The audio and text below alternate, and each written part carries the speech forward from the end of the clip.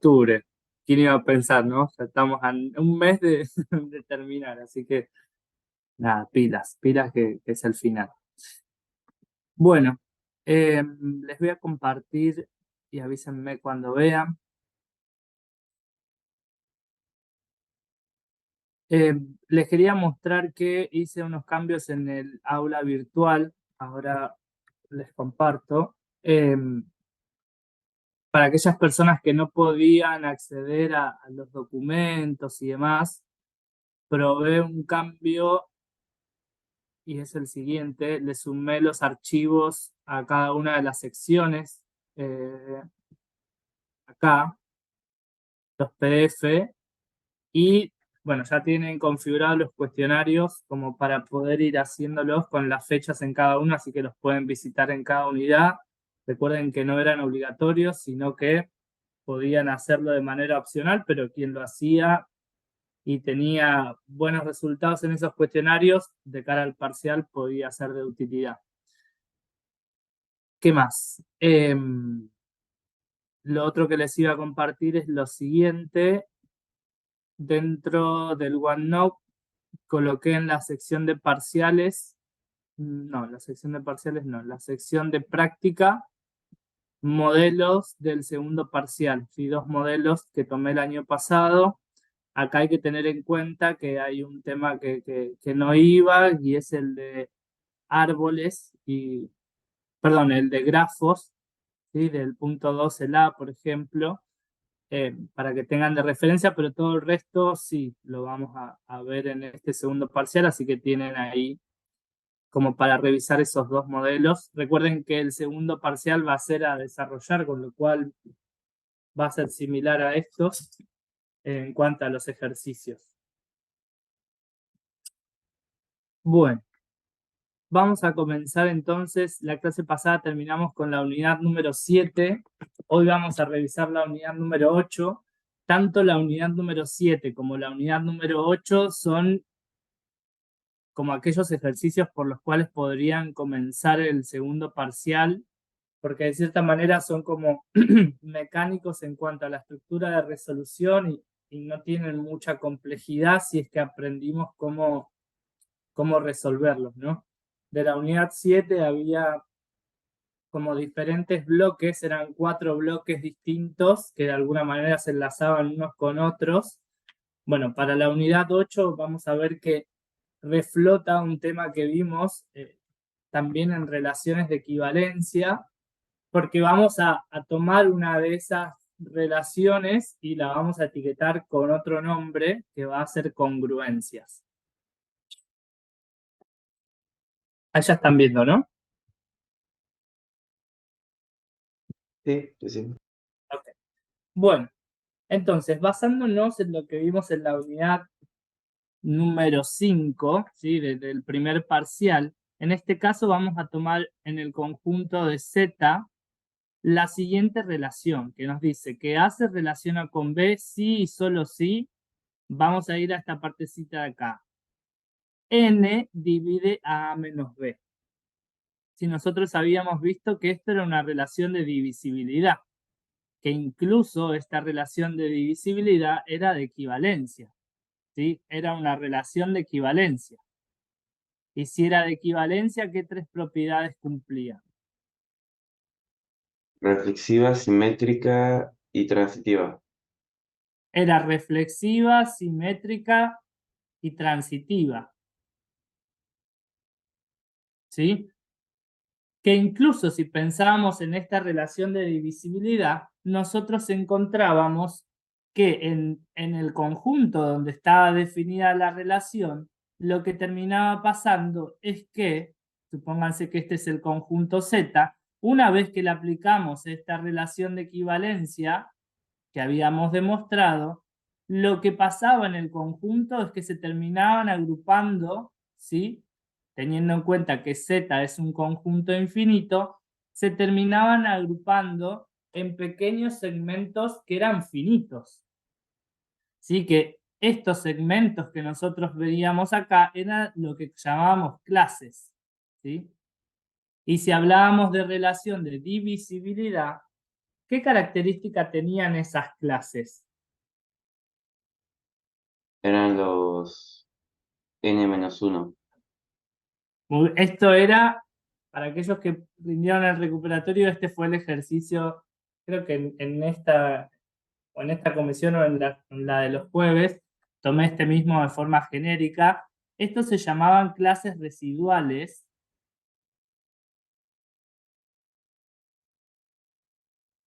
Porque justamente iba a tener, digamos, todo en conjuntos, todos aquellos numeritos que se puedan agrupar en base a los restos posibles de la división por n. ¿Sí? ¿Se acuerdan? No sé, si por ejemplo si el n era igual a 3, nosotros teníamos una relación de equivalencia que nos decía A se relaciona con B si, solo si, 3 divide a menos b. Si nosotros pensábamos, bueno, esto es una relación de equivalencia, ya lo habíamos demostrado, pero al n ser igual a 3, nosotros ¿cuántos restos posibles teníamos en la división por 3? 0, 1, 2. Los restos posibles eran 0, 1 y 2. ¿Sí? Es decir, que en forma genérica iba a ser desde 0 hasta n-1. ¿Sí? Ahora, si yo quería dar la clase del 0, ¿quiénes iban a estar en la clase del 0? O sea, todos aquellos que en la división por 3 tengan resto 0. Había una forma que teníamos genérica de escribirlo. ¿Sí? Decíamos, por ejemplo, y van a estar aquellos valores sí que pertenezcan a z, tal que a este i lo voy a poder encontrar como nuestro n vale 3, como 3 por k. ¿Sí? Y k pertenece a z. De forma genérica definimos uno de los conjuntos, ¿sí? Que me va a permitir agrupar todo ese conjunto infinito que lo llamamos z. Si yo voy a la clase del 1, iba a pasar lo mismo, pero decía, van a estar todos los i que pertenezcan a z, tal que el i que estoy marcando va a ser de la forma 3 por k más 1.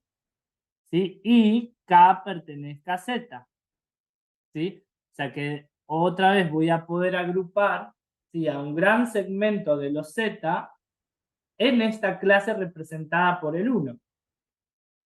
Y yendo a la última clase, la clase del 2, bueno, justamente nos decía, van a ser los i pertenecientes a z, tal que este i lo voy a poder encontrar como 3 por k más 2. ¿Sí? Y este k de nuevo pertenece a z. O sea que acá tendríamos la clase del 2. ¿Cuántos elementos tienen cada una de las clases?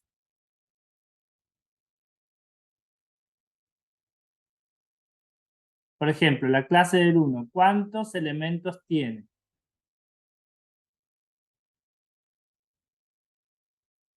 Estaría mal decir que son infinitos, porque Son somos restos.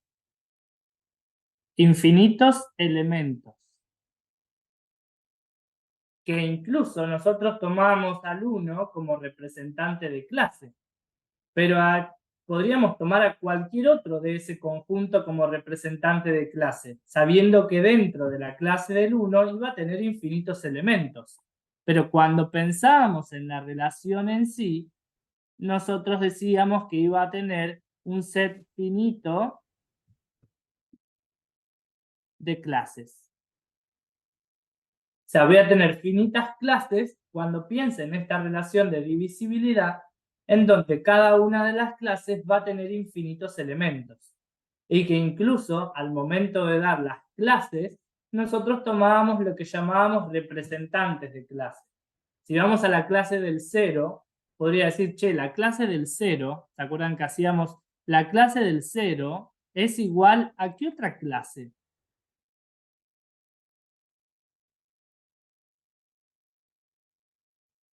¿Puedo Las poner que esto va a ser 3. igual a la clase del 6? Sí, Sí, ¿por qué? porque 6 es múltiplo de 3 y el resto da 0. Es 0. Decime otra. A ver, digo 6, ¿quién más? 9. 18. 9.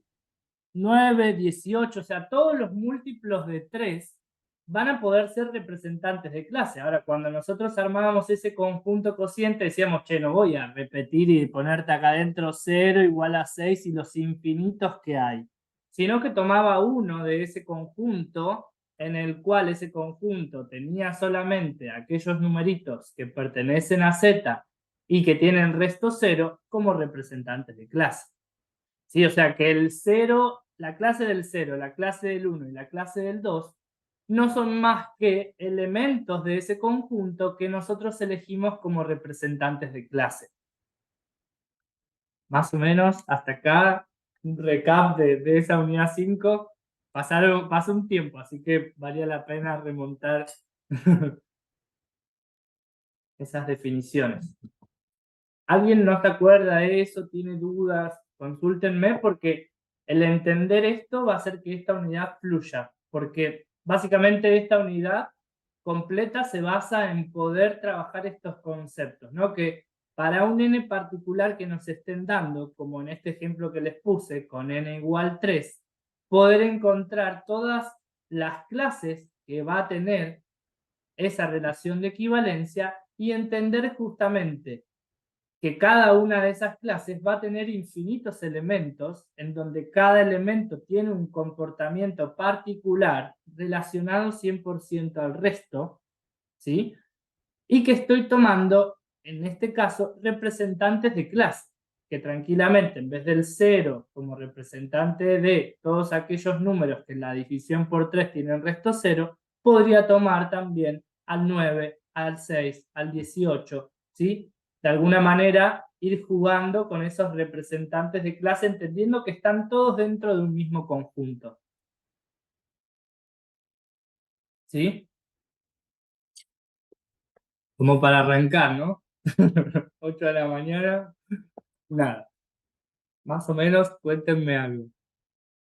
Necesito que me pregunten si eso no se acuerdan y desafiarnos un poquito más a entenderlo, porque créanme que si logramos meternos de lleno con esa explicación, el resto va a fluir distinto. ¿Se entiende? ¿Sí? Bueno, Sí. ahora, a esta relación de equivalencia, la cual tiene este comportamiento que cumple estas tres propiedades, nosotros la podríamos escribir de forma genérica como algún n que nosotros definamos divide al a menos b, que justamente son los elementos que se relacionan. En esta unidad, a esta relación se la va a llamar congruencia, ¿sí? Y la congruencia la vamos a representar de esta manera. ¿Qué simboliza? Que A es congruente con B en módulo n. Así se lee, digamos, esta disposición de los dos elementos con el n. Que es lo mismo que escribirlo de esta manera. Fíjense que tengo un bicondicional. Entonces, vamos de nuevo. A es congruente con B en módulo n. ¿Sí? Esto es lo que nosotros vamos a estudiar en esta unidad. Y justamente esta relación es de equivalencia como vimos recién.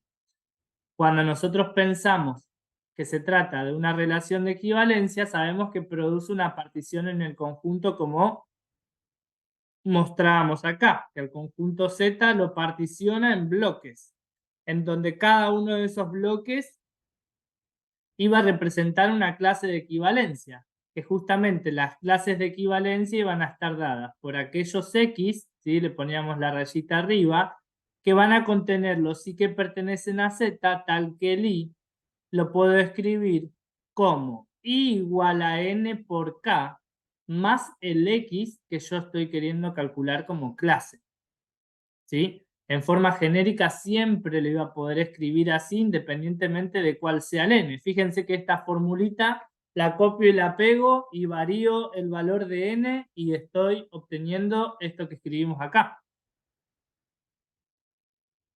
¿Sí? Fíjense que es lineal, o sea, esta fórmula de acá me sirve para representar todas las clases de equivalencia independientemente de cuál sea ese n. Y lo que nos decía en particular es que, bueno, ¿cuántas clases voy a encontrar? Y voy a encontrar tantas como vaya desde x igual 0 hasta el n-1, ¿sí? Que eran los restos posibles en la división por Sn. ¿Sí? Y que cuando marcábamos el conjunto cociente decíamos, bueno, voy a tener que tomar un representante de cada clase.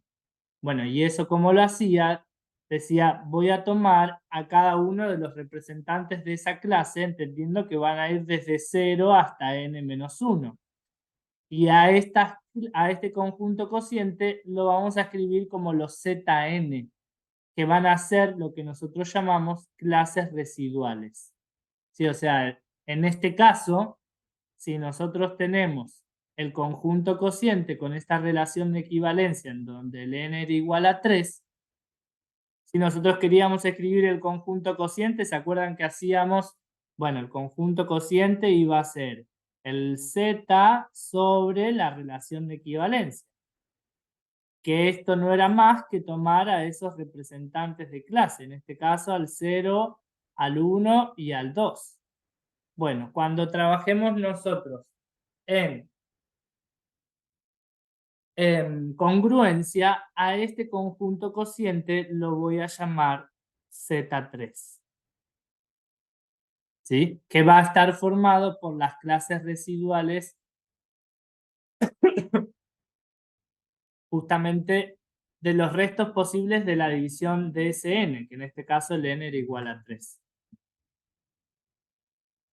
Entonces, veamos algunos ejemplos. Bueno, acá tenemos, en Z3 sabíamos que esas clases residuales iban a ir desde el 0 hasta el 2, ¿sí? Atravesando también al 1. Podríamos decir que 38 pertenece a la clase del 2. ¿Por qué podríamos decir que 38 pertenece a la clase del 2? Porque si nosotros hablábamos de restos, lo que tenía que hacer era justamente esto que ven acá. Digo, 38 lo tengo que escribir como 3 por algo, ¿no? Que era la formulita que teníamos acá arriba. Más un numerito que teníamos acá, que este numerito sumado no era más que justamente la clase a la que pertenecía. Esta es la clase. Y este es el valor de K que pertenece a Z, ¿sí? En esta expresión que vemos acá. Si yo tengo que decir a qué clase pertenece un número, no tengo que hacer más que la división de ese número por el n que nosotros estamos trabajando. En este caso el n es 3. Entonces, si a 38 lo divido por 3, no me da una división entera. Con lo cual no va a pertenecer cerca a la clase del 0, porque no me dio entera la división. Ahora, ¿cómo escribo esa división? Bueno, justamente, ¿se acuerdan que escribíamos el cociente por el dividendo más el resto?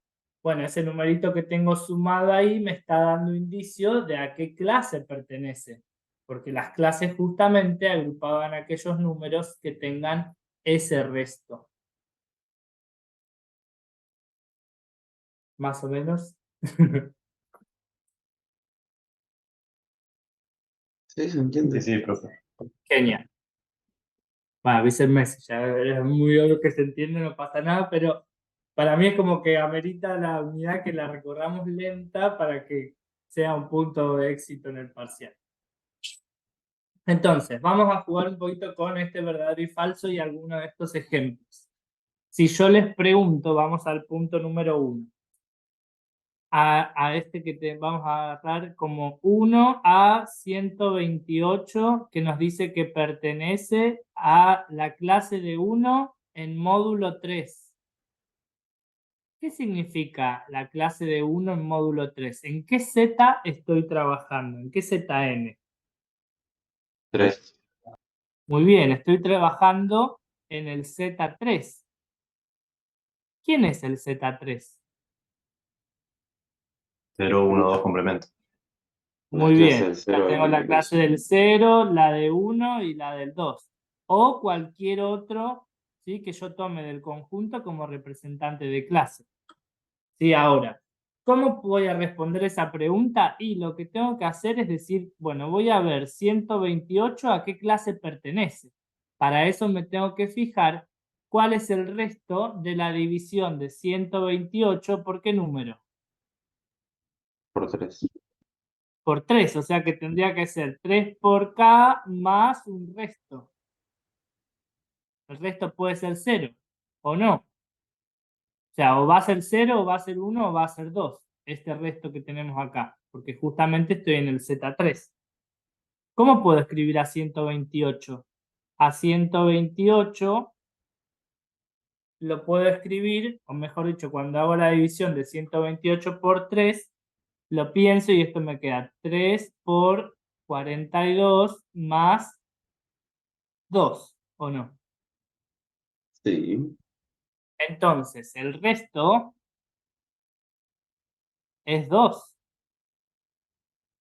¿Qué nos está diciendo esto? Que en realidad este 128 que nosotros estamos marcando como número que pertenece a Z, ¿pertenece a qué clase? A la clase del 2. A la clase del 2 en módulo 3. Profe, a mí no me Sí. quedó claro qué determina el 1 en la consigna, que dice 128 pertenece a la clase 1, 3. ¿Qué vendría a ser el 1? El 1 vendría a ser este que está acá, la clase del 1. La clase del 1 van a ser todos los i que pertenezcan a Z, tal que el i lo voy a poder escribir como estoy en Z3, esto va a ser 3 por K más 1. El 1 es esta. Los restos. Sí, sí, no, no, me quedó claro. Lo que no me quedó claro en la consigna, qué me aporta para la consigna, no me quedó claro eso, para la resolución. Y acá te está preguntando, vos tenés que decir verdadero y falso si el 128 pertenece a la clase del 1 en módulo 3. Claro, falso en este caso. Claro, falso. Ah, listo, ahora entendí. Porque no pertenece a la clase del 1, la que pertenece es a la clase del 2. Claro, ¿Por qué? Porque justamente, bueno, acá voy a escribir la clase del 2, digo, van a ser los i que pertenezcan a Z, tal que el i va a ser igual a 3 por K más 2. Fíjate que el 128, acá el K al cual hace referencia es 42. Y el resto es 2, con lo cual el 128 pertenece a la clase del 2 en módulo 3, no a la clase del 1 en módulo 3. Cuando decimos módulo 3 o módulo n, estamos hablando del Zn, en este caso el Z3, es decir, de los restos posibles en la división por 3. buenísimo. ¿Sí? Sí, me quedó clarísimo. Genial. Ahora, vamos a hacer el siguiente. Vamos a decir, vamos al punto número 2. 128, me dice de nuevo. 128 pertenece a la clase del 0 en módulo 4. ¿Qué significa ese módulo 4? Es nuestro Zn. Muy bien, ¿dónde estoy situado? Nos dice, esto va a ser en el Z4. Es decir, que voy a tener a la clase del 0, a la del 1, a la del 2 y a la del 3. No voy a tener a Verdadero. ninguna más. Con lo cual, sí. ¿Cómo escribimos? Al 128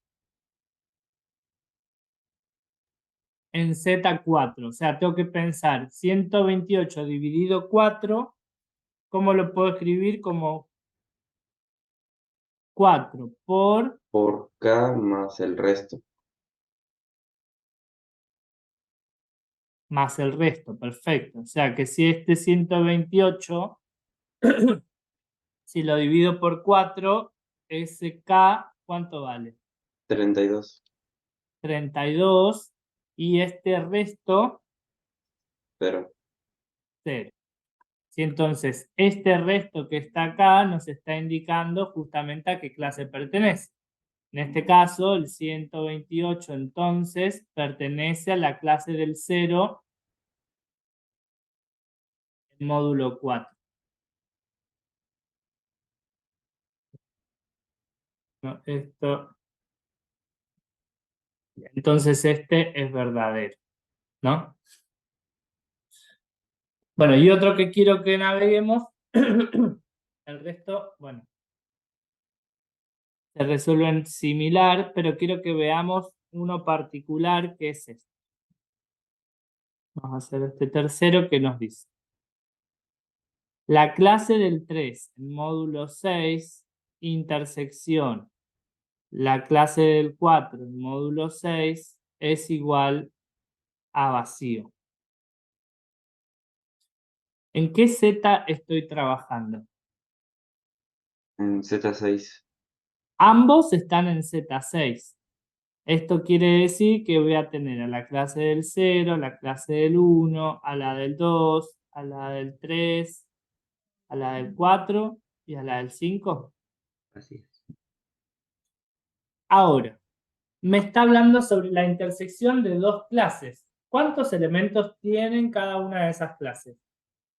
Infinitos. Infinitos. Vamos a dar la estructura general de esas dos clases. Primero, en Z6 voy a dar cuál es la estructura de la clase del 3.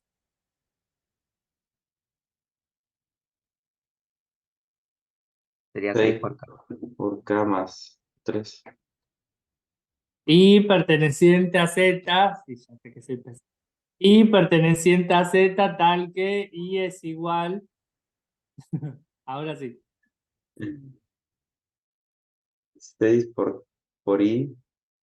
No sé por K. 6 por K más 3. Ah, y K pertenece a Z. Vamos a la clase del 4. Nuevamente, van a ser los I pertenecientes a Z tal que, escucho.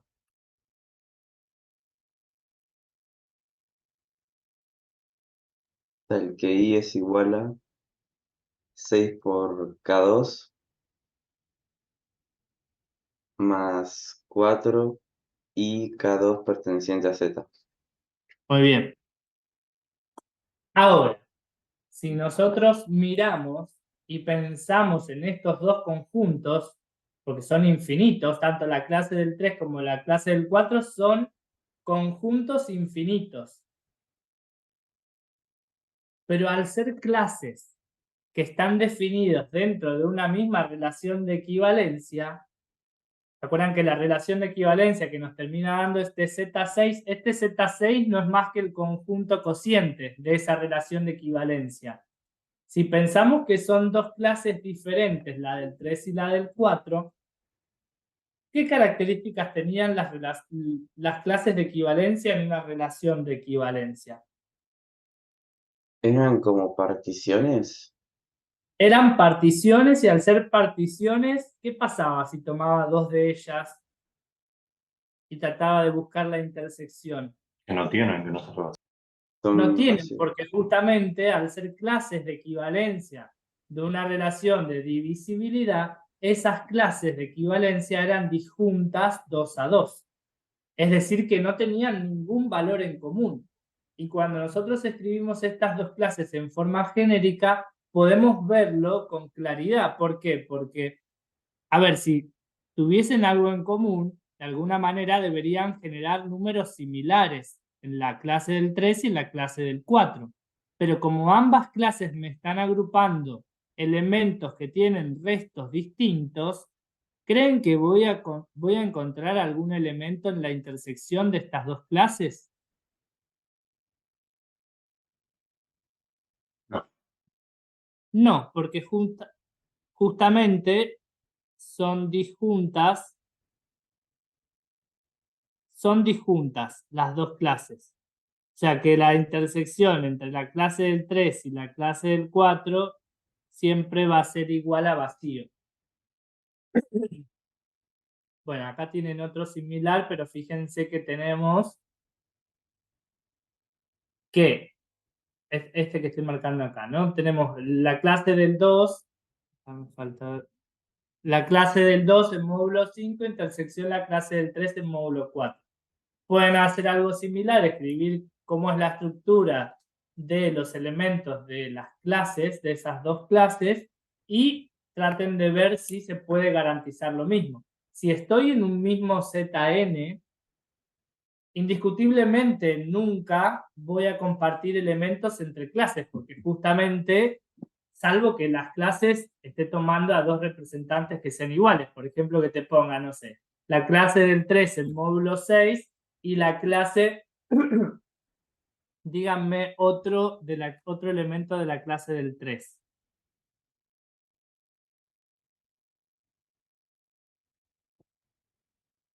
El 2. El 6. Mira, yo tengo la clase del 3. Si yo miro la clase del 3, tengo 6 por K más 3.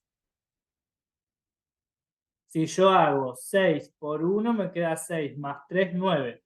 Si yo te cambio el ejercicio y te digo, che, la clase del 3 en módulo 6, intersección a la clase del 9 en módulo 6 igual a vacío, ¿qué me dirías acá? ¿Qué hice de distinto a este? ¿Cómo es el 9 como clase respecto de 3 como clase?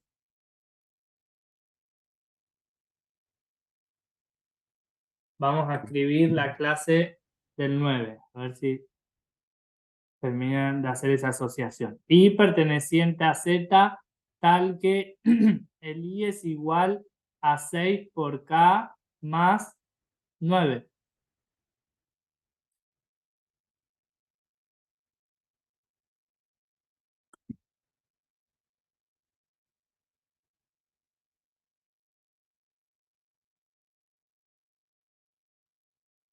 Que 9 es múltiplo de 3.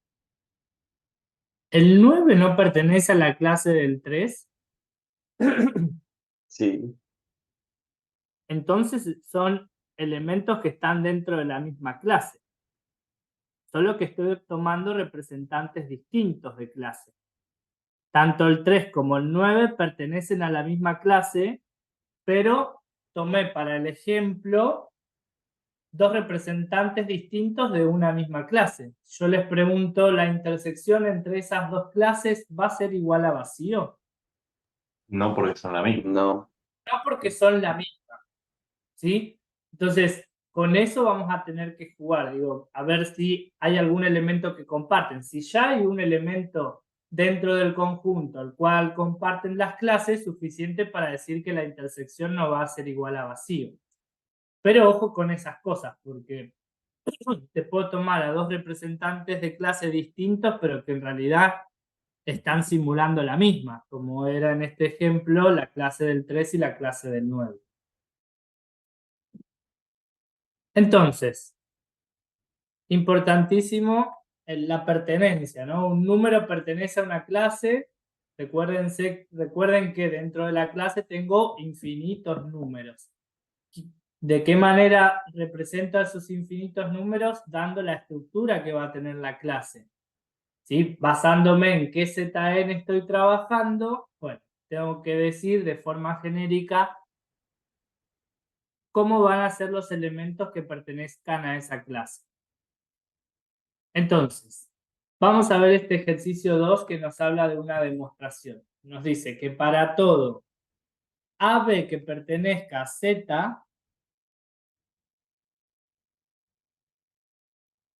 y N perteneciente a naturales, lo que nos dice es lo siguiente. A es congruente con B módulo N y C es congruente con D módulo N. Entonces, A más C es congruente con B más D módulo N. ¿Sí? A ver, ¿qué es lo que vamos a tratar de demostrar acá? Que justamente la congruencia es compatible con la suma, ¿sí? En los Z suma. Esto es lo que vamos a ver en la unidad 8, así que no se preocupen. Pero lo que nos está marcando es, che, si yo tengo que A y B, A es congruente con B módulo n y que C es congruente con D módulo n, si sumás, es como si la congruencia se transformase en un igual, ¿no? Si sumás miembro a miembro, esas sumas también van a ser congruentes en ese módulo n que estés trabajando. Pero como no creemos tanto, vamos a demostrarlo. Nosotros estamos trabajando en el ZN, ¿sí? Porque estamos hablando de congruencias en módulo n. Ahora, vamos a partir de la hipótesis que es quizás lo que más conocemos. Digo, A es congruente con B módulo n. Y C es congruente con D en módulo n. Entonces, acá lo que sabemos es la definición de esta congruencia. Nosotros sabíamos que esta es una relación de equivalencia que vimos, que es la de divisibilidad. Si yo sé que A es congruente con B módulo n, es porque directamente podría escribir que A menos B es igual a un n por un k, basándonos en justamente la definición original de divisibilidad, que el n divide al a menos b. ¿Sí? Si el n divide al a menos b, nosotros sabíamos, o en la relación de divisibilidad que trabajamos en equivalencia, que a menos b era igual a un n por k, y k pertenece a z. ¿Sí? O sea, son todas formas de escribirlo distinto, pero que significan lo mismo. ¿Ahí me siguieron o no? Sí, sí. Y si yo sé que C es congruente con D módulo n, bueno, voy a poder hacer lo mismo. Es C menos D va a ser igual a un n por un t. Y t pertenezca a z. Ahora, mirando hacia dónde tengo que llegar, que me plantean la suma, fíjense que yo podría sumar miembro a miembro y llegar a una expresión de este estilo. Digo, voy a tener, bueno, a menos b más c menos d, esto va a ser igual a n por k más n por t. ¿Sí? Ahora, mirando también hacia dónde tengo que llegar, podría distribuir o agrupar de diferente manera toda esta suma. Por ejemplo, decir tengo a más c.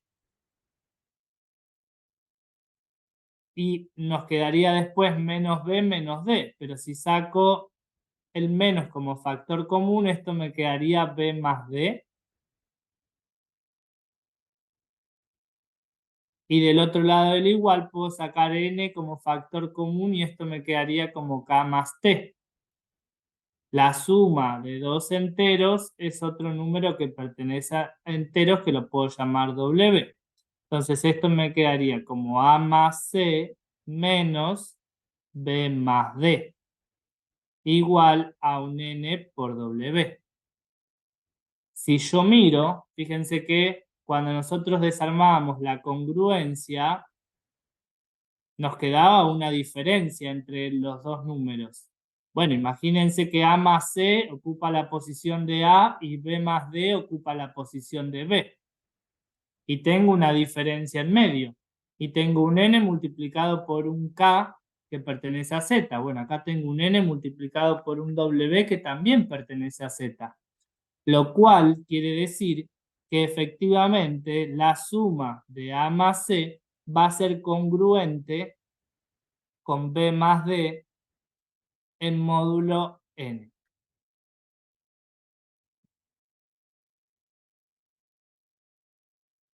¿Sí? Sí, sí, sí. Una linda demostración, ¿no? Para, digo, si en un parcial hay que demostrar... Ah, otra cosa, ayer estuve revisando en el campus, no había muchas preguntas y yo les había dejado un ejercicio para hacer. Háganlo. Recuerden el primer parcial que había ejercicios que había compartido por el aula, que los tomé, tal cual está, copiar y pegar, nada. Aprovechen esos espacios y no me concentren, digo, todas las preguntas al final de la cursada o una semana del parcial, porque desde ya les digo que va a pasar lo mismo que el primer parcial, que no van a tener todas las respuestas a todas esas preguntas en esa semana. Trato de irme echando, digamos, ir entrando al campus, ir respondiéndola en el transcurso del cuatrimestre, y espero que vayan practicando de igual. Así, recuerdo un comentario que recibí del feedback en donde decía que no respondí las preguntas. Bueno, nada, cuando miré y me puse a revisar, claro, la mayoría, el mayor caudal de preguntas lo tuve como esa última semana, y nada, la idea es como que lo vayamos haciendo con tiempo. Hagan ese ejercicio que les pasé porque realmente es interesante, y si miran los modelos de parcial de práctica que les dejé, el año pasado tomé uno parecido, digo, por acá anda el 5A, entonces, nada, discutámoslo y debatámoslo juntos.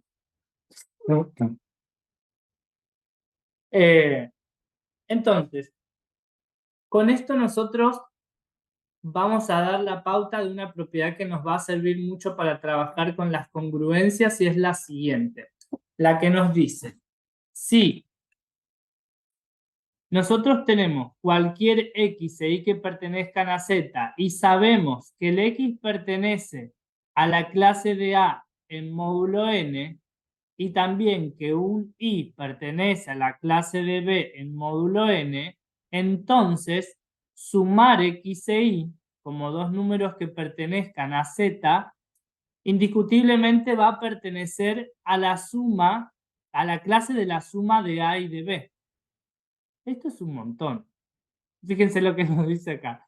La suma de dos elementos de dos clases de equivalencia, no importa qué elemento se tome de cada clase, el resultado de la operación va a ser siempre perteneciente a la misma clase. Acá hay cosas muy fuertes que nos están diciendo. Nos dicen, agarrás un número cualquiera que pertenezca a Z y lo ubicás dentro de una clase en la congruencia de los Zn. Acá estoy trabajando en Zn porque veo el n que tengo acá abajo, ¿no? Siempre es el mismo n, entonces estoy en el Zn.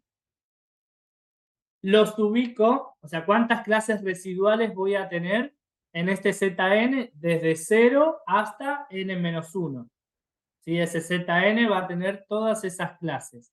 Ahora me dice, che, si agarrás un elemento de una de las clases en Zn y agarrás otro elemento de otra clase distinta de ese Zn, si pensás en, che, ¿a dónde pertenecería la suma de esos dos elementos? ¿A qué clase?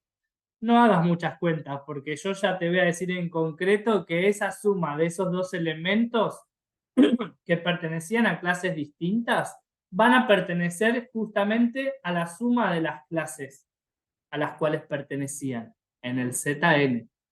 Eso es lo que nos está diciendo esta propiedad, y que es un montón, porque imagínense que dentro de cada clase tengo infinitos números. Y me está invitando a decir, si sumás cualquiera de esos números, de esas infinitas clases, con certeza te puedo decir a qué clase pertenece esa suma de elementos. Vamos a ver con un ejemplo, así lo bajamos más, pero en forma genérica esto significa que si yo tomo elementos que pertenecen a la clase de A y los sumo con elementos que pertenecen a la clase de B, esta suma va a pertenecer justamente a la clase de A más B. En un ejemplo,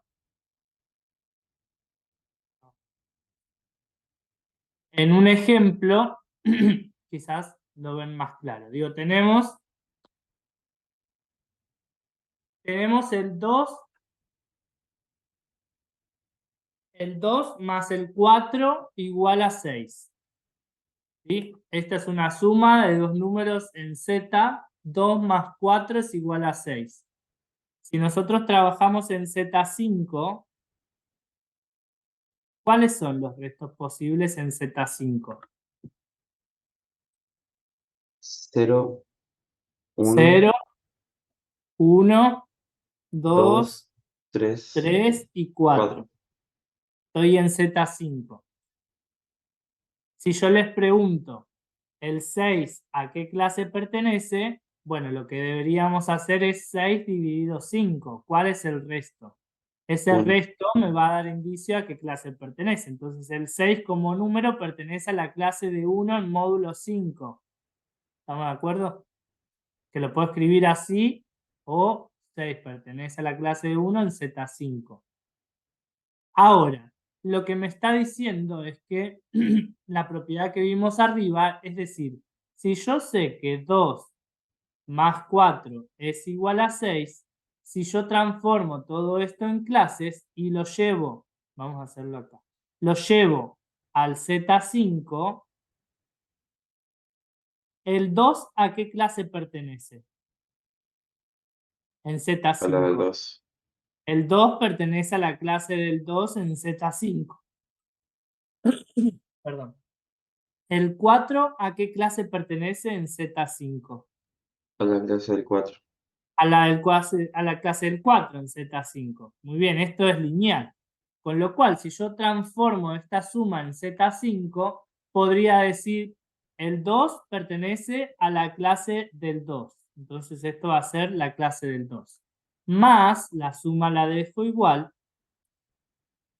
Después tengo el 4 que pertenece a la clase del 4. Y esto va a ser igual a 6, que el 6 pertenece a la clase del 1, como vimos recién. Si yo les tengo que preguntar en Z5, digo, armemos las clases de forma genérica. A ver, tengo la clase del 2 en Z5 iban a ser los i que pertenezcan a Z, tal que a este i, ¿cómo lo puedo escribir?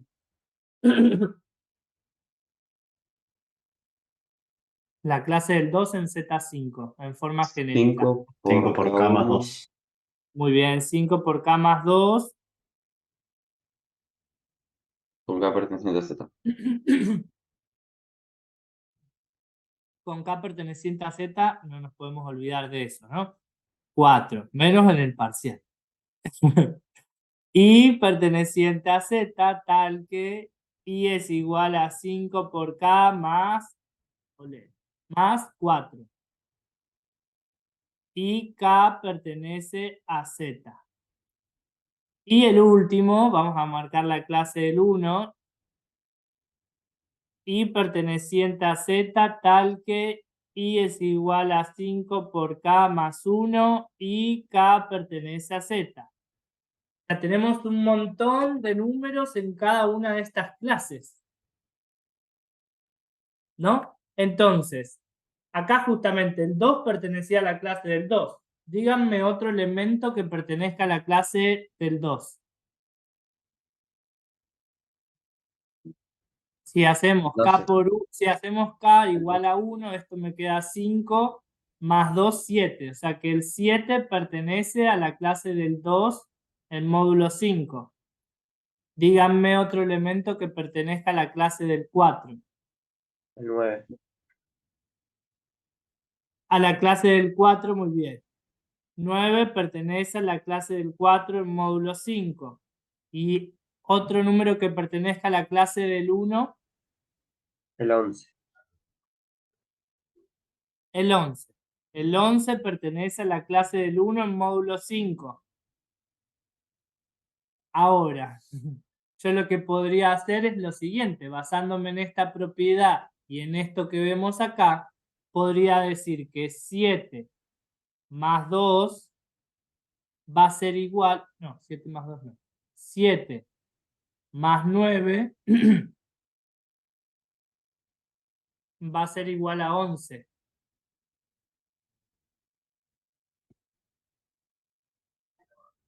¿Estamos bien? Sí. Porque estoy en Z5. Y esto es lo que me dice. O sea, si yo quiero saber a qué clase va a pertenecer la suma del 7 más el 9, si yo hago 7 más 9, ¿Cuánto debería quedar 16? Entonces la clase esto me del da 16. 16. Sí, Ah. lo voy a llevar acá, o lo llevo.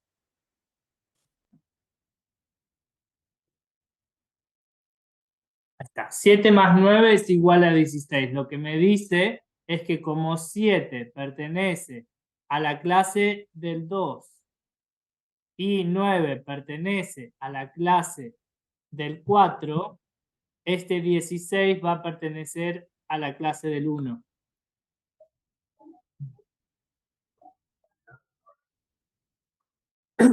Entonces, de esta manera yo podría decir, sumando cualquier elemento del Z y entendiendo a qué clase pertenece, directamente a qué clase va a pertenecer esa suma, ese resultado. Y basándonos en esta propiedad es que nosotros vamos a empezar a trabajar con tablas de la operación. Y la operación que vamos a trabajar en cuestión va a ser en este caso la suma de clases. ¿Sí? Esta suma de clases que ven acá. Estamos trabajando ahora en un Z5. Cambio de este numerito de n y la tabla se extiende. ¿Sí? Entonces, fíjense que esta tabla, partiendo del Z5 que voy a tener desde la clase del 0 hasta la clase del 4, la voy a poder completar utilizando esta propiedad, en donde directamente ya sé que sumando elementos cualquiera de cada una de estas clases, bueno, con que haga la suma de un elemento de cada clase, ya voy a saber a qué clase va a pertenecer, porque no puede pertenecer a dos clases distintas, porque justamente si es una relación de equivalencia y este Z5 son las clases residuales que forman el conjunto cociente, sabíamos que iban a ser disjuntas 2 a 2. O sea que un elemento no podría estar en dos clases a la vez, sino que iba a estar simplemente en una. ¿Sí? Entonces, haciendo esa suma, nosotros íbamos a poder completar esa tablita. ¿Cómo? Efectuando justamente las operaciones como vimos recién. A ver, pensemos en 3 más 3 como clases. ¿Por qué creen que da 1 como clase? Porque 3 más Sí. 3 da 9 y 9 pertenece a la clase de 1. ¿Sí? 3 más 3, 6. Más 3, 6 y per 6 Ah, pertenece a 6, la claro. clase del Sí, 1. sí. En la suma, ¿no? El Sí. producto lo vamos a ver en un ratito, ya no llega, pero... Entonces, acá, ¿cuál es el tope? Nosotros tenemos que iterar desde 0 hasta 4, que son las clases posibles en el Z5. Con lo cual, si nos pasamos de ese numerito, hay que volver a empezar. Digo, si llegamos al 6 es porque en realidad pertenece a la clase, ¿sí? del 1 y así sucesivamente voy recorriendo. Y de esa manera, con las sumas entre clases, puedo completar toda esta tablita. Así como podemos efectuar esta operación para la suma cuando trabajemos en los Zn, en este caso el Z5, también vamos a poder hacer lo mismo con la multiplicación. Y que fíjense que es algo similar a lo que estábamos viendo recién, solo que ahora con el producto. Nos dan un elemento que pertenece a la clase de A en módulo n. Nos dan otro elemento I que pertenece a la clase de B en módulo n. Si yo me pregunto a qué clase pertenece la multiplicación de estos dos elementos X e Y, directamente podría ser la multiplicación de las clases, ¿sí? Que va a ser la clase de la multiplicación de A por B en módulo n.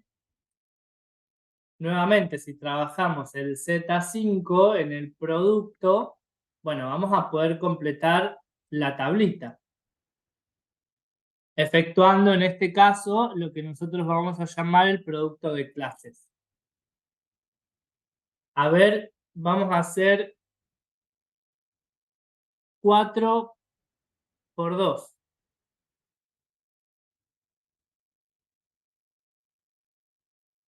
Porque me da 3.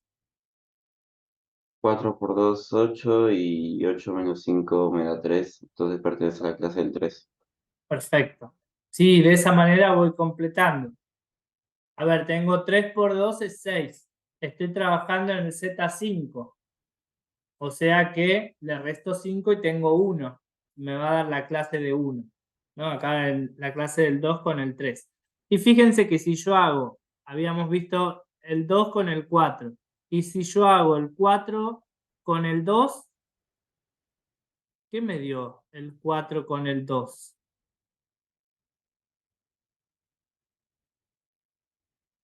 3 también.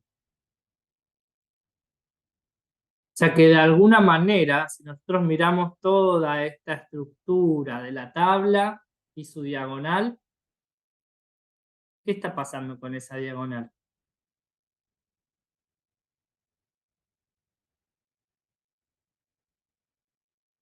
La idempotencia. Y en potencia no, sino que es simétrica respecto de la Ah, diagonal. Y en potente era que operar un elemento con sí mismo me da el mismo elemento, ¿no? Pero acá tenemos 4 con 4 me da 1, 3 con 3 me da 4, y en potente no, pero con mutativa sí.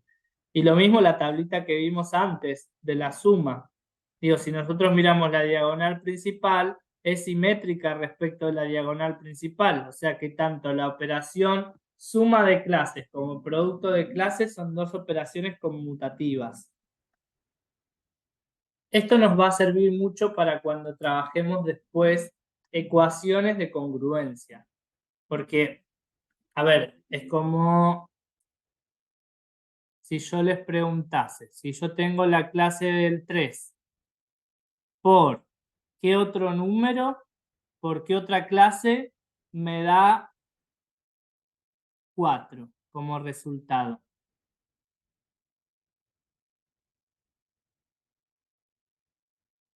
Acá tengo un X, ¿no? Tengo que averiguar qué número o qué clase multiplicada por 3 me da la clase del 4. Si yo miro esta tablita, puedo ir por el 3 y buscar al 4 en la posición y sé que esto va a ser 3. Entonces ese X que estoy buscando va a ser 3. Este tipo es lo que ¿Cómo que va a nosotros ser 3, profe? porque 3 por 3 me da 4 como clase. Ah, ok. Y buscaba, para que te hago el recorrido de nuevo. No, Porque no, porque como lo lo que pensé como al revés el recorrido, tipo fila y claro, columna. lo pensaste entrando desde cada Claro. una de los laterales, o sea, o puedo entrar por acá o puedo entrar por acá, pero yo lo que a mí me están preguntando es 3 por la clase del 3, ¿por qué clase me da 4? Entonces entro por la del 3 y me fijo en dónde está el 4, está acá. Entonces voy para arriba y digo es 3. ¿Sí? Porque 3 por 3 me da 4. Entonces, este tipo de ecuaciones son lo que nosotros vamos a resolver en la última parte de esta unidad. Son ecuaciones en congruencia. Pero algo que nos va a ayudar mucho a resolver estas ecuaciones en congruencia para poder dar los resultados son las siguientes propiedades. Acá pueden buscar un café, preparar algo, vienen algunas propiedades que nos van a servir bastante y hay que tenerlas presentes siempre, son candidatas al resumen. La primera que vamos a ver es la función phi de Euler, ¿sí? Que la función phi de Euler lo que nos va a permitir es calcular la cantidad de números primos menores a un n dado que tengo. ¿Sí? Cuando hablamos de cantidad estamos hablando del cardinal.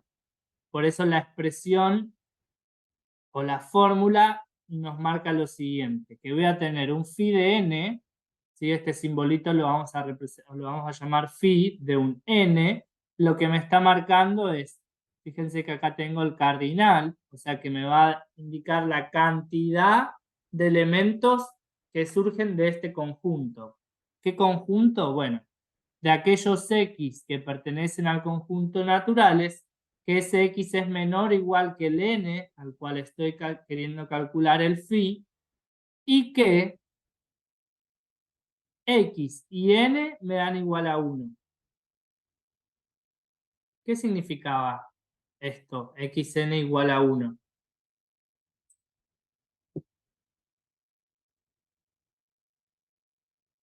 Primos. Coprimos. O sea que son coprimos, ¿no? Entonces, lo que me está indicando es, che, te doy un n cualquiera, si le aplico la función phi de Euler, lo que me va a devolver son cuántos primos tengo menores a ese n que me están dando. Entonces, veamos los siguientes ejemplos para entender de qué trata. Si trabajamos el phi de 1, el n es 1. Entonces me dice, son los x pertenecientes a naturales tal que los x son menores o iguales que 1. En naturales tengo solo 1. Y que además son coprimos. ¿Sí? Entonces el único coprimo es 1, con lo cual si calculo el cardinal me da 1, el phi de 1. Vamos a el phi de 2. El phi de 2 me dice, son los x pertenecientes a naturales, son los x menores o iguales que 2, o sea que tengo el 1 y el 2, y tengo que ver si el 1 o el 2 son coprimos con el 2. El único coprimo con el 2 es el 1. Entonces, por eso me da acá el módulo del conjunto formado por el 1. Como tengo un solo elemento, el phi de 2 me da 1. Vamos al siguiente, me dice phi de 4. Entonces, son los x pertenecientes a naturales, tal que x es menor o igual que 4. Acá tengo un poquito más de números, pero solo van a pertenecer a este conjunto aquellos que sean coprimos con 4. En ese conjunto que tengo al 1, al 2, al 3 y al 4, de esos numeritos, los únicos que son coprimos o coprimos con 4 son el 1 y el 3. O sea que el máximo común divisor me da 1. Entonces, tengo al 1 y el 3. Si calculo el módulo me da 2, es decir que el phi de 4 es 2. Y si sigo trabajando, no sé, el phi de 12, por ejemplo, acá tengo un conjunto más amplio, son los menores iguales que 12, y solo voy a marcar aquellos que sean coprimos con 12. Que los coprimos con 12 son el 1, el 5, el 7 y el 11. Tengo 4 elementos, calculo el módulo, me da 4, el phi de 12. Y el phi de 15, bueno, los coprimos con 15. Los números menores e iguales que 15 van a ser el 1, el 2, el 4, el 7, el 8, el 11, el 13 y el 14. Calculo el módulo o el cardinal, me da 8. O sea que el phi de 15 es igual a 8. Esto nos va a servir después para trabajar esas ecuaciones en congruencia. Vamos a tener que calcular los phi. Entendiendo que el phi, bueno, como veníamos viendo recién, son la cantidad de números menores o iguales a ese n que me están dando que son coprimos con él. Pero fíjense que se vuelve bastante tedioso la manera de calcular a medida que me dan un n más grande.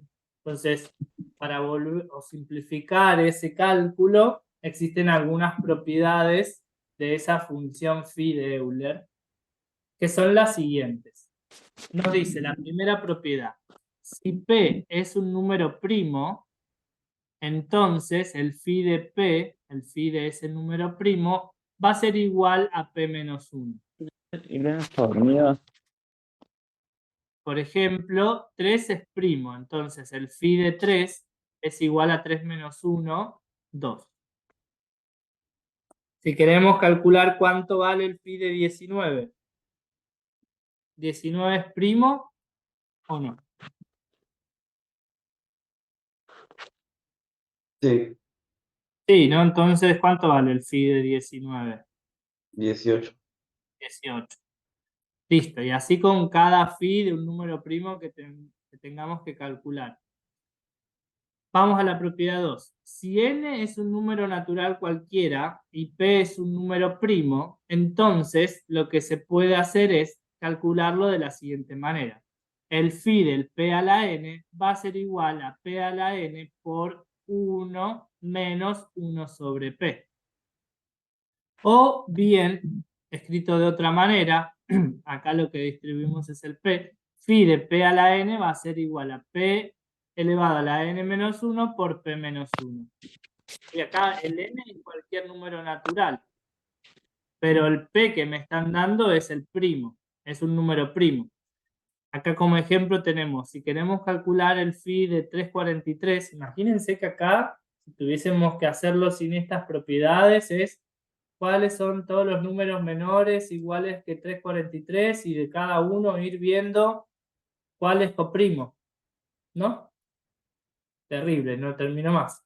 Bueno, esta propiedad nos va a ayudar a eso. Digo, al 343 lo puedo escribir como 7 a la 3. Fíjense que 7 es un número primo y el 3 es un número natural cualquiera.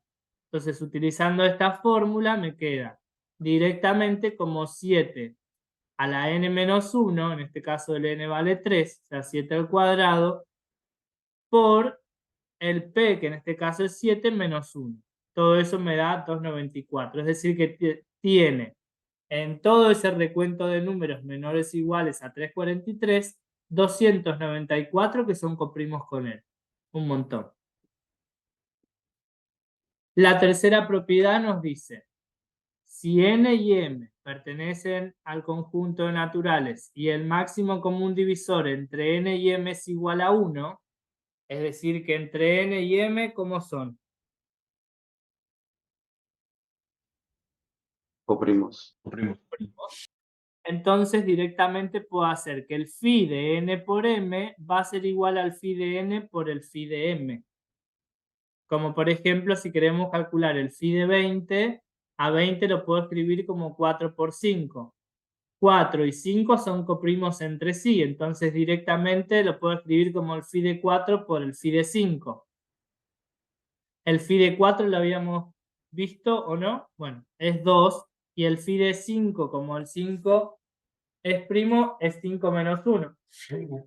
Entonces multiplico esos dos valores y me queda 8. Ahora, existe una forma genérica de poder nosotros trabajar estos phi de n y es la siguiente. Que nos dice que cualquier phi de n, sea primo, no, cumpla todas estas condiciones, lo vamos a poder calcular de la siguiente manera.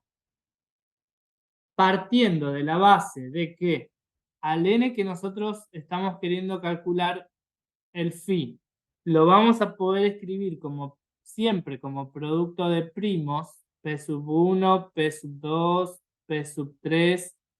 Esto es un producto de primos.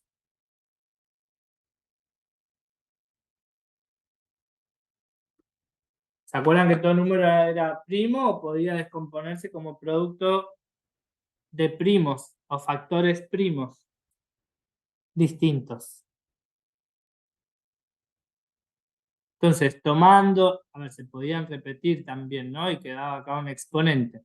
Tomando esta definición de que a ese n lo podíamos escribir como producto de primos, podríamos escribir al phi de ese n como n por 1 menos 1 sobre el primer primo, este que tenemos acá, por 1 menos 1 sobre p sub 2, ¿sí? Así sucesivamente con cada uno. Bueno, vamos a escribirlo, así les queda.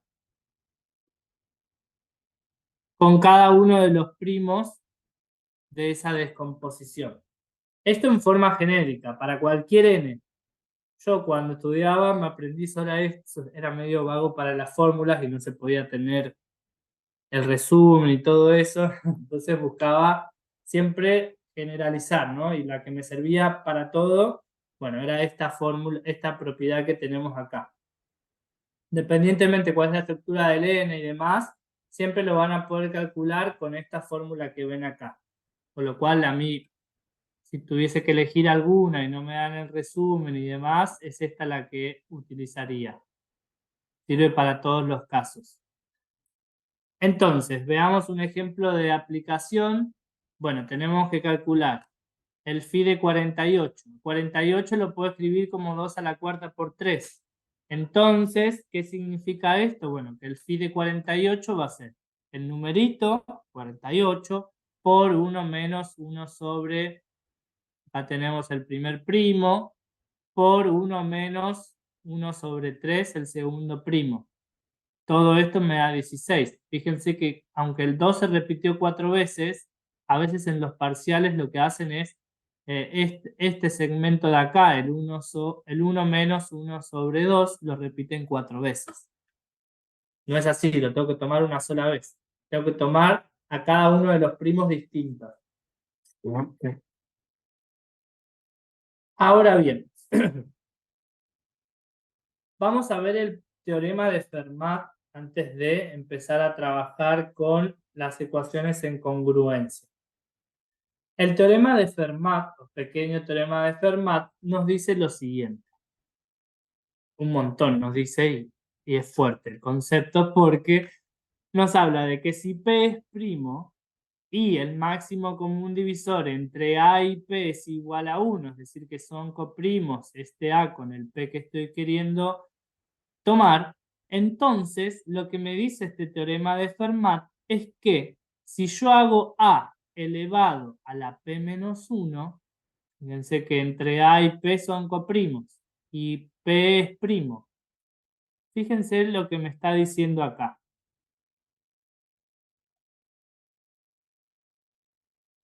¿Quién lo lee? A elevado a la P menos 1 es ¿qué? Congruente con 1 de P. 1 en Zn de P. Es congruente con 1 en módulo P. ¿Qué significa esto?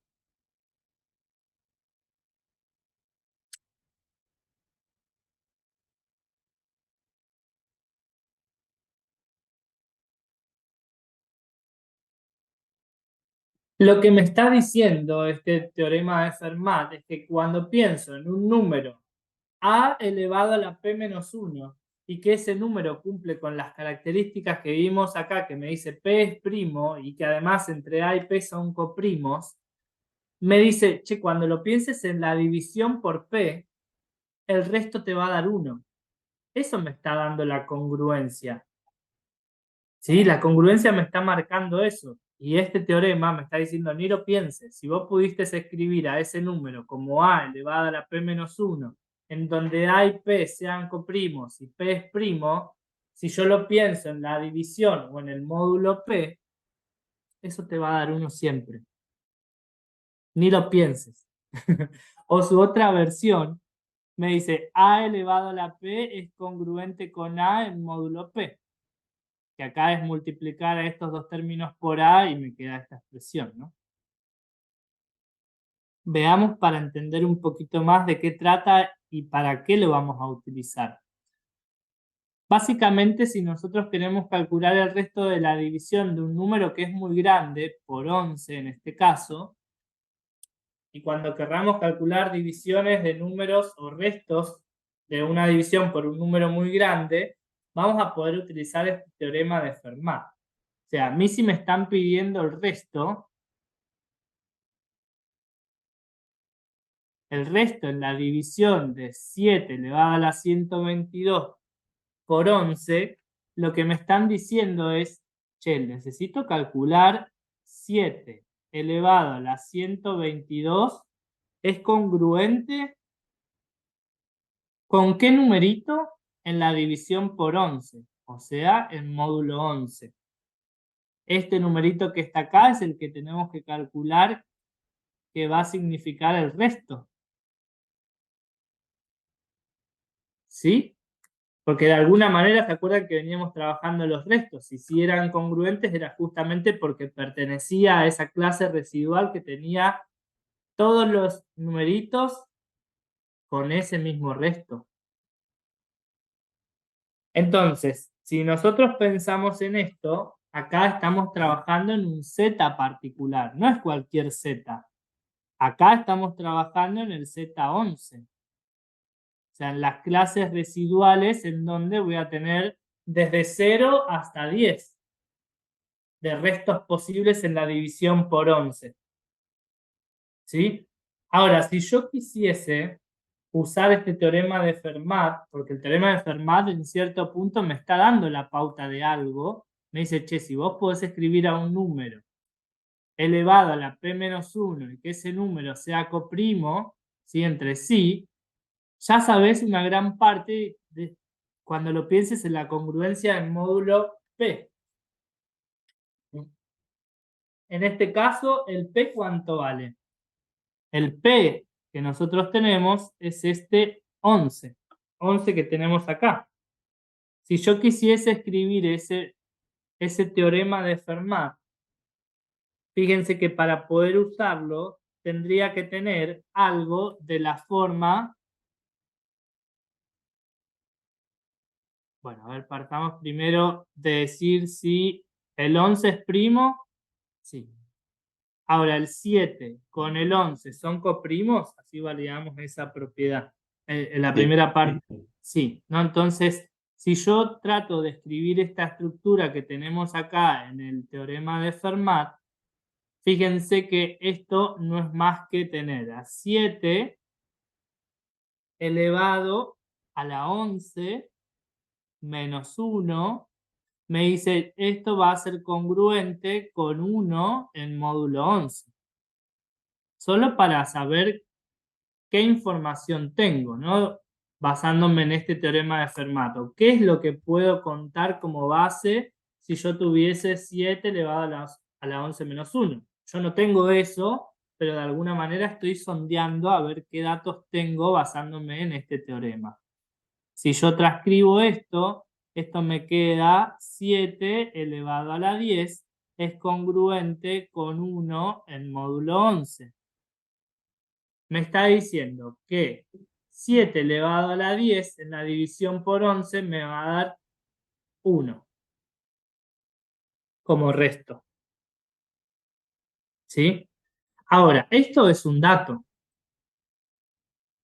sea, esto lo sé por teorema. Ahora tengo que ver si yo en algún momento podría aplicar esto. Yo no tengo 7 elevado a la 10. Yo tengo 7 elevado a la 122. Pero yo a ese 122, si yo a este 122 lo pudiese escribir como 10 por algo,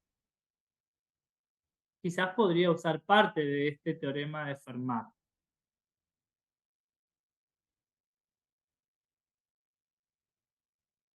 Si yo quiero escribirlo a este 122 como 10 por algo, ¿cómo me va a quedar esta expresión?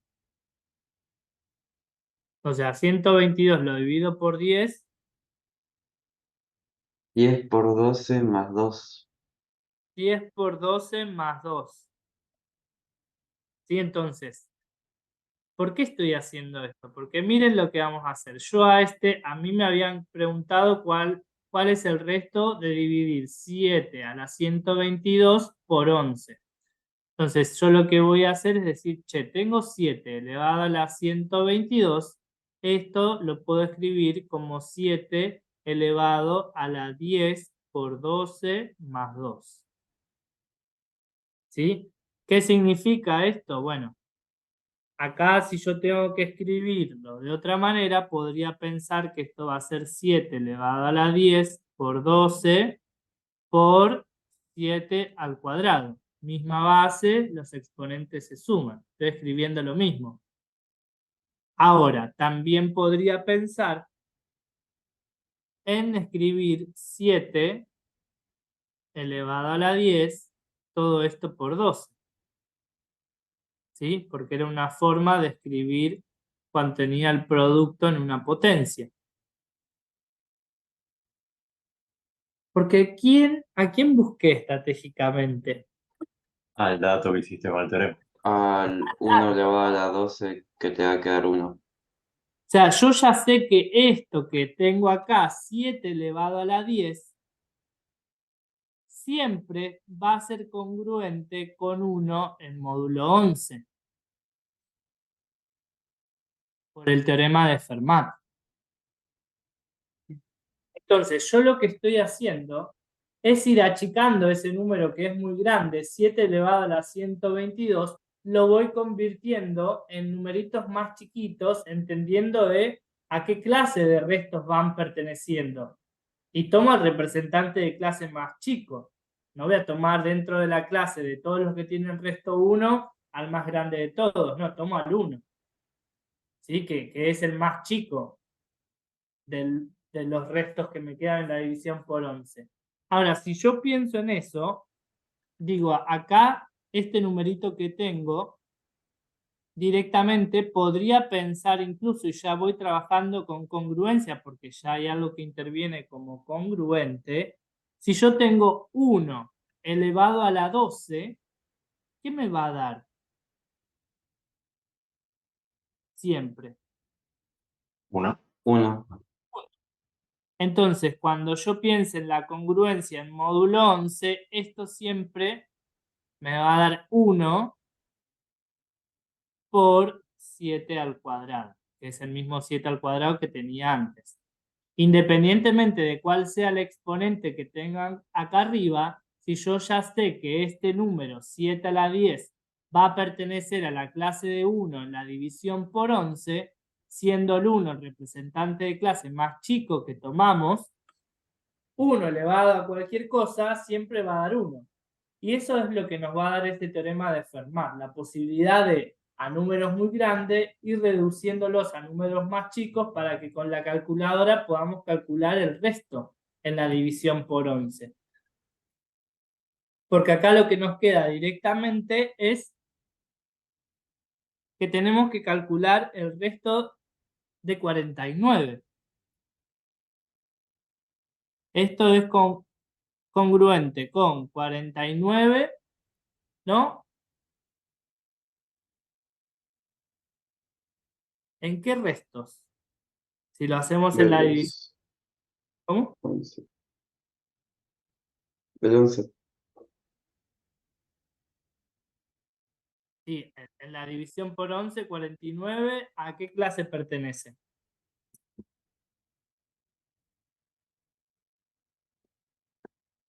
¿A la de 5? Muy bien, a la del 5. Eso significa que el resto, ¿sí?, de la división de 7 elevado a la 122 en la división por 11 me da resto 5. ¿Sí? Más o menos. Sí. Ok, o sea que ese teorema de Fermat, a ver, ¿cuál es la secuencia? Si les tengo que definir una cronología para este tipo de ejercicios, es primero tratar de escribir el teorema de Fermat para tener de input cuál es la hipótesis con la que contamos, porque es una hipótesis. Entonces, una vez que yo escribo cuál es la estructura de este teorema de Fermat, digo, bueno, a ver cómo lo puedo llegar a utilizar. Y según el exponente que nos queda acá, bueno, a ver cómo escribo los numeritos, el exponente que me están dando. Bueno, lo escribo de esta manera. Y trato de utilizar esa hipótesis para achicar ese número un poco y que me quede algo que la calculadora me pueda ayudar para calcular el resto. ¿Sí? La idea es generar números más chicos para poder de alguna manera utilizar la calculadora y sacar el resto de la división, en este caso por 11. Ahora, existe también, bueno, fíjense que acá nos ponían la pauta de P es primo. El numerito que tengo acá, y arriba un exponente, tiene que ser primo. Y si no es primo, ¿cómo lo resuelvo? Bueno, para eso aparece el teorema de Euler-Fermat, que nos dice lo siguiente. Si el máximo común divisor entre A y N es igual a 1, entonces A elevado a la phi de N, y acá toma sentido mucho el phi que estábamos calculando, va a ser igual a 1 en módulo N. ¿Sí? Acá lo único que nos están pidiendo es que entre A y N sean coprimos. Entonces vas a poder calcular o utilizar esta propiedad basándote que en A elevado a la phi de Sn va a ser congruente con 1 en módulo n. Datazo, porque nos lo garantiza siempre. Entonces, fíjense que acá vamos a calcular nuevamente el resto de la división de este número, que si lo quieren poner en calculadora les va a dar error, salvo que tengan una muy pro, porque es un número muy grande. Si quiero calcular el resto de la división por 21, Bueno, entonces la idea es a ese número tan grande ir achicándolo para llegar a algo que nos permita fácilmente poder calcular el resto. Entonces esto nos está pidiendo que 8 elevado a todo ese número, 8 elevado, tengo 17, 9, 14, 85, ¿con qué número es congruente en la división por 21? ¿Sí? Este B es el que nos están pidiendo a nosotros como resto. ¿Sí? Y estamos trabajando en un Z21.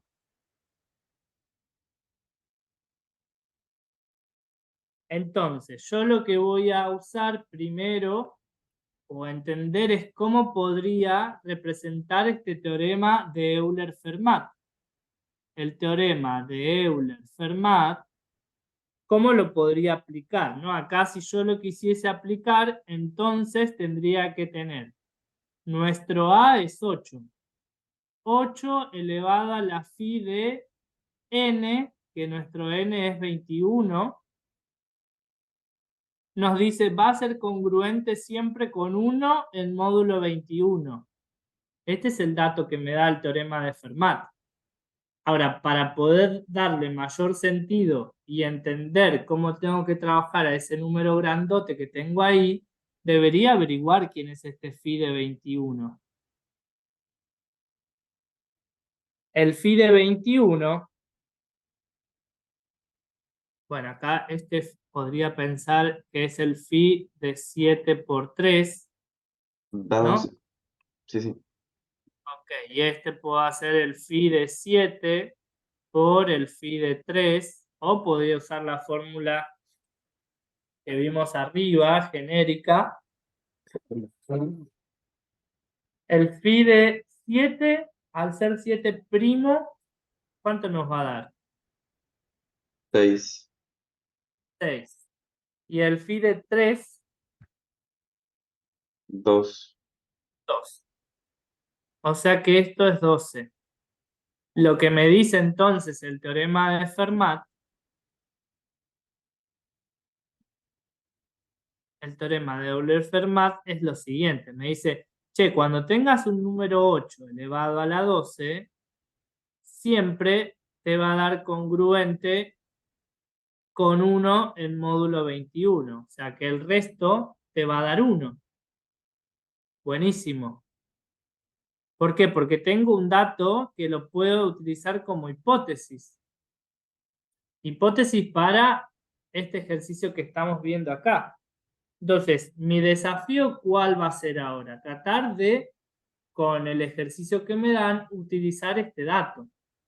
Si yo miro, tengo 8 y 8, perfecto, pero acá arriba tengo un número muy grande que lo tendría que poder escribir como un 12 por algo. Y así poder utilizar en algún momento este teorema de Euler-Fermat. Entonces voy a arrancar por esa parte. Digo, voy a pensar si a 17, 9, 14, 85 lo puedo escribir como 12 por algo. Le agarro este número y lo divido por 12. ¿Cuánto les queda? 149. 149.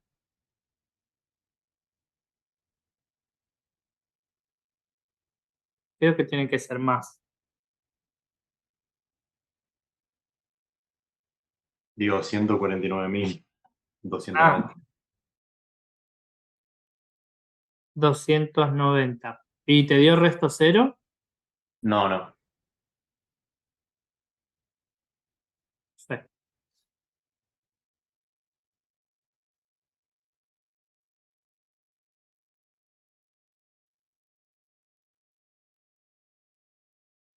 ¿Cuánto te dio el resto? 5. Ok, 5. Entonces, ¿qué significa esto? Bueno, significa que en nuestro ejercicio, si nosotros tenemos vamos a poner 8 elevado a la 17, 9, 14, 85. Esto va a ser lo mismo que 8 elevado a 17, no, a 12, vamos a decir lo mismo. A esto que tengo acá, a 12 por 14, 9, 2, 90 más 5. Entonces, utilizando propiedad de los exponentes, esto me queda como 8 elevado a la 12. Todo esto elevado a 14, 9, 2, 90 por 8 a la quinta. Genial, digo yo. ¿Por qué? Porque esto que tengo acá, 8 elevado a la 12, yo ya sé que va a ser congruente con 1 en módulo 21. Y 1 elevado a cualquier cosa siempre me va a dar 1. ¿Sí? Entonces, yo acá puedo pensar en congruencia. Pongo congruencia porque ya estoy hablando de una clase, ¿no? Una clase de restos. Entonces, es 1 como representante de clase, ¿no? Esto es el módulo 21, va a ser 1 por 8 a la quinta. A ver, puedo hacer 8 a la quinta en la calculadora y ver a qué resto pertenece o seguir jugando con la descomposición. Digo, tengo 8 a la quinta que lo puedo escribir como 8 al cuadrado por 8 al cuadrado por 8. 8 al cuadrado. ¿A qué clase de restos pertenece la división por 21?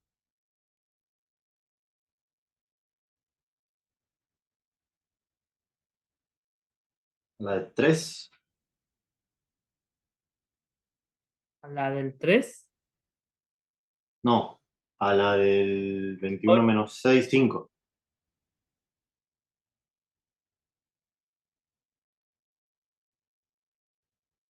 Clase del 1. Sí. ¿Cómo? A la clase del 1. A la clase del 1. ¿Cómo llegaste a la clase del 1?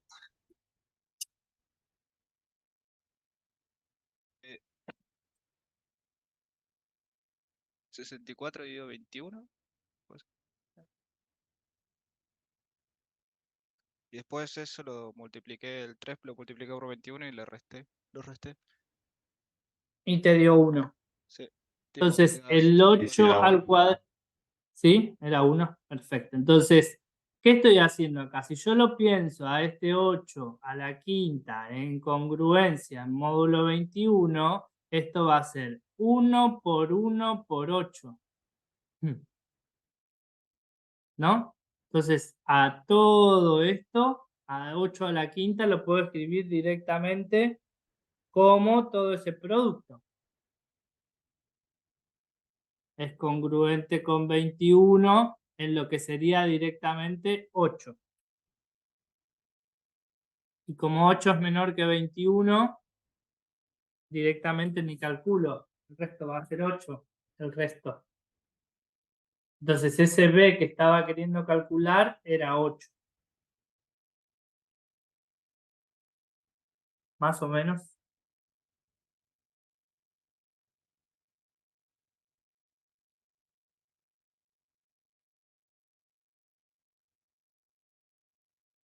De mi parte se entendió.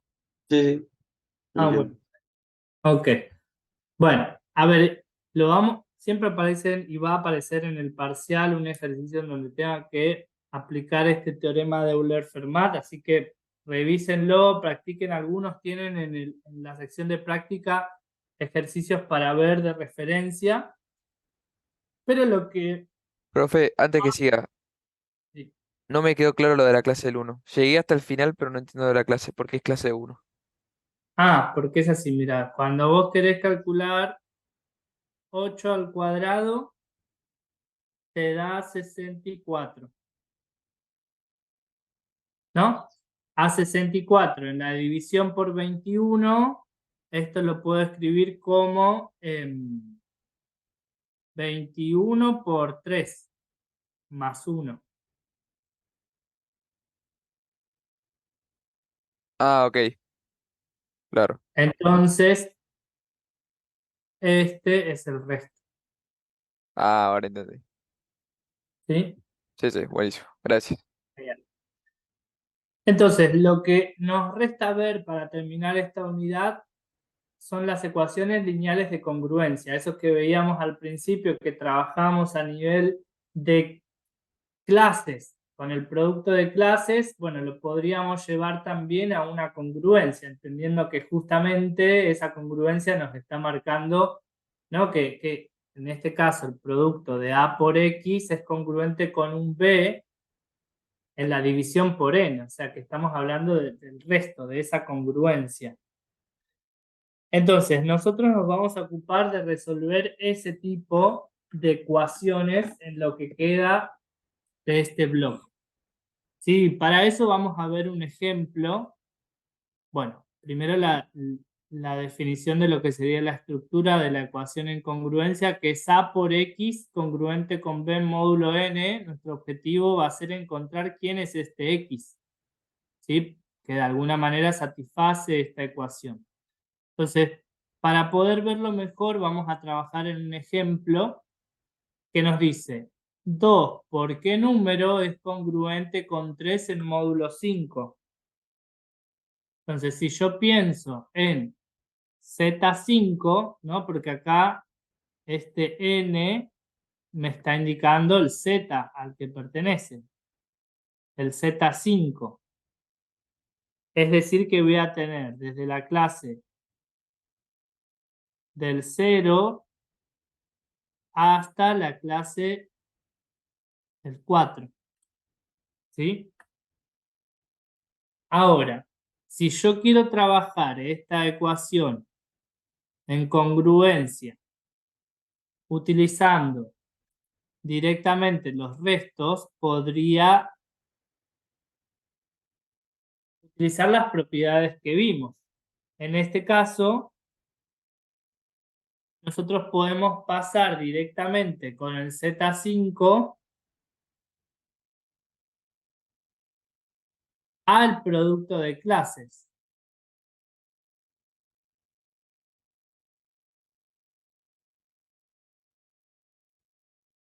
¿Sí? Si nosotros pensamos en esto y habíamos visto el Z5 con el producto de clases, voy para atrás,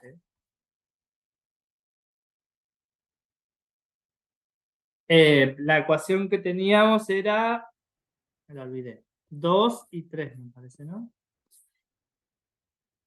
Sí, 2, la clase del 2 por X me da igual a 3.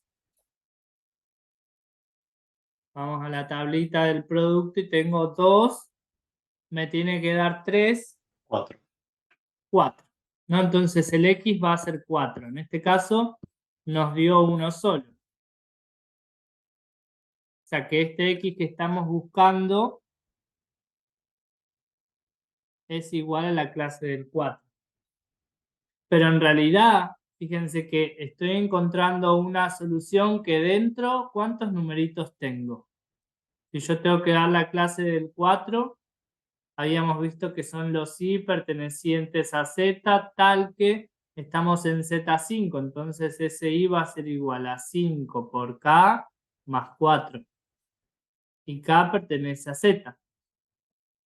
O sea que estoy dando a un representante de la clase que en realidad son infinitos números lo que satisfacen esa ecuación.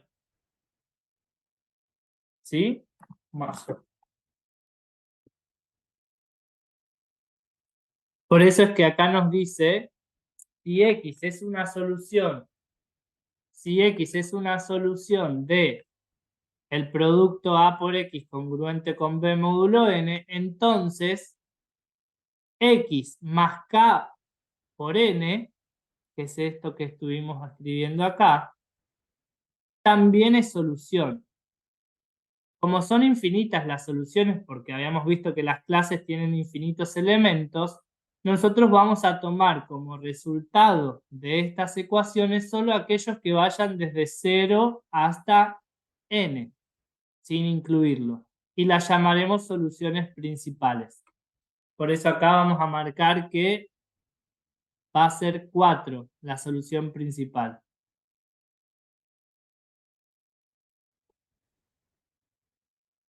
Ahora, vamos a este siguiente ejemplo. Ahí fue fácil encontrarlo porque teníamos la tablita y demás. Ya se estarán preguntando, o no, ¿cómo hago si no tengo la tabla, no? Bueno, ya vamos a llegar. Miren este ejemplo que tenemos acá. Dice, consideremos ahora esto. 2 por x es congruente con 0 en módulo 4. Si lo escribimos relacionando, acá estamos yendo al Z4, va a ser el producto de clases. O sea, voy a tener la clase del 2 por la clase de un x, me tiene que dar igual a la clase del 0. Si nosotros armásemos la tablita del Z4, veríamos que existen dos lugares o dos valores de x que satisfacen esta ecuación. Este x puede ser la clase del 0, puede ser la clase del 2. Es decir, que esta expresión valuada en Z4 tiene dos soluciones posibles. La anterior nos había dado una. En este caso, cuando hacías la tablita y multiplicabas el 2 por la clase del 2 por la clase del 0 me daba 0, y la clase del 2 por la clase del 2 también me daba 0. Entonces los valores de x como soluciones podían ser tanto 0 como 2. O sea, tengo dos conjuntos infinitos como posibles soluciones de esa congruencia.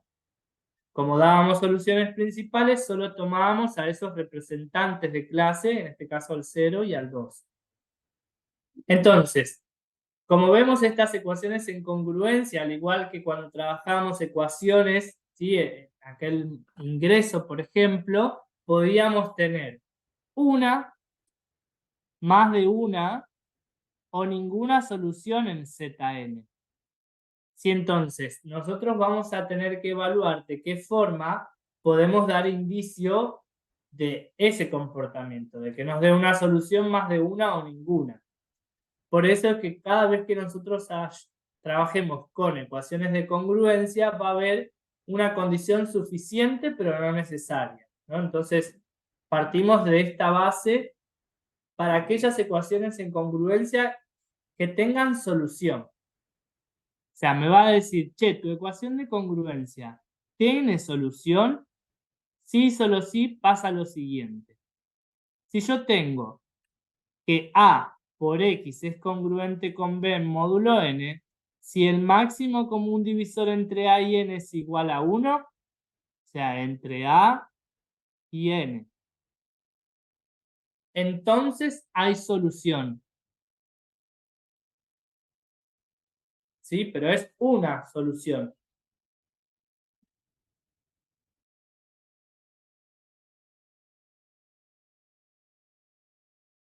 ¿Sí? Entonces, o sea, si esto no cumple es porque no tiene solución. Acuérdense que las ecuaciones podrían dar tres resultados distintos. No tener ninguna, tener una solución o tener más de una. Si no cumple que el máximo común divisor entre A y N es igual a 1, es porque no tengo solución. ¿Sí? Ahora, si cumple que el máximo común divisor entre A y N es igual a 1, tengo una solución. Y la que nos va a quedar ver es cuando tenga más de 1. Pero, me dice, además de todo, no te voy a garantizar que tiene una solución sola, sino que te voy a decir con exactitud cuál es. La solución a esa ecuación en congruencia que nosotros vamos a estar trabajando la voy a poder encontrar como el x igual a el a elevado a la phi de n menos 1 por el valor de b.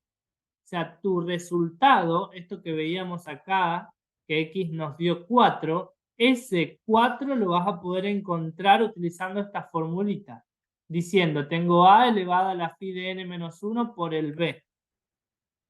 ¿Sí? O sea, que cuando tengo una solución, esta es la forma de encontrarlo.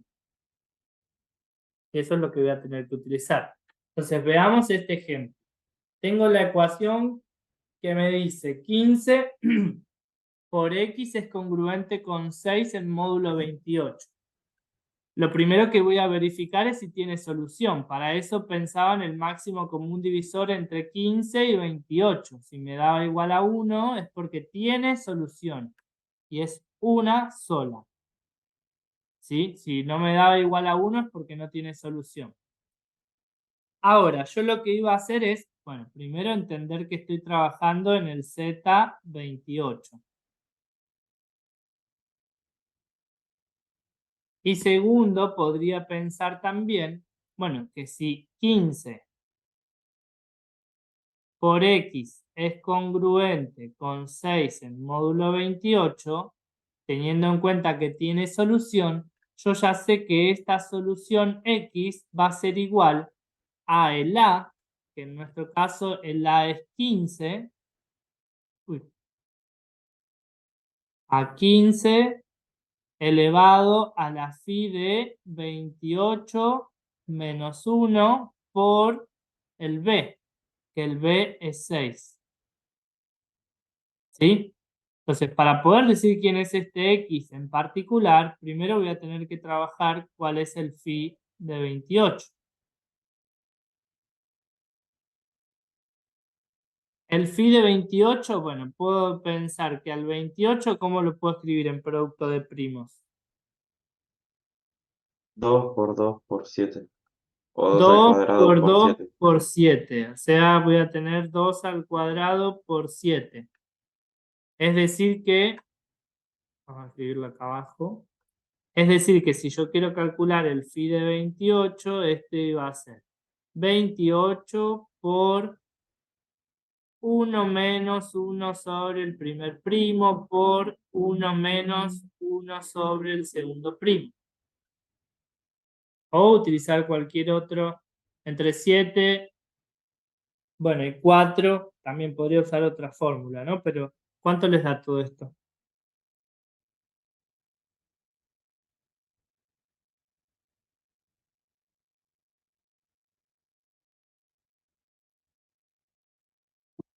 Doce. 12. 12. Entonces, el phi es 12. Esto nos indica que la solución principal va a ser igual a 15 elevado a la 12 menos 1 por 6. O lo que es lo mismo, decir que tengo x igual a 15 elevado a la 11 por 6.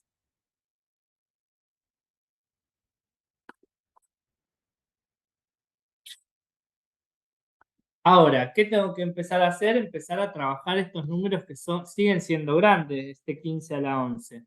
Entonces podría decir, che, este 15 elevado a la 11 lo puedo escribir de maneras distintas. Por ejemplo, 3 por 5, 15. Todo esto elevado a la 11.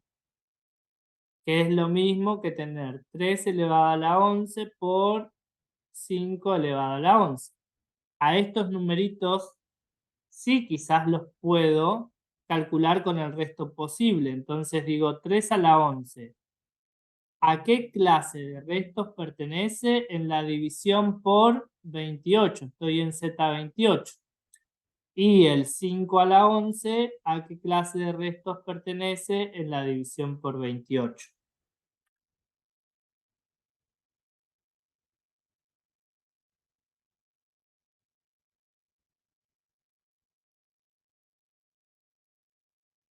O sea, tengo que hacer 13 elevado a la 11, dividido 28 y me fijo cuál es el resto. Lo mismo con 5 a la 11. Que lo que estoy haciendo es que a esos números grandotes, que tengo 15 elevado a la 11, en realidad, en vez de tomar 15 elevado a la 11, voy a tomar un número más chico dentro del conjunto de restos al cual pertenece ese 15 a la 11. ¿Sí? Eso es lo que vamos haciendo. De alguna manera digo, che, ese número muy grande, sé que pertenece a este conjunto de restos. Entonces no tomo 15 a la 11, tomo el 1. Tomo el representante de clase que es más chico. El ¿Cuánto les representante de dio? 3 a las 11 es 19. 19. Y el 5 a la 11. Creo que Sí, sí, sos vos el que está haciendo sí, todas las cosas. le estoy terminando de calcular. Tranquilo. Sos el único con calculadora.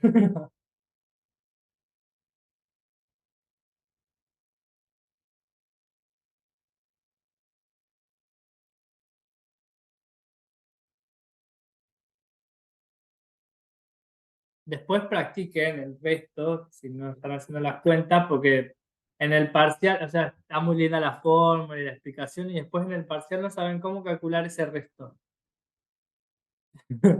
En serio.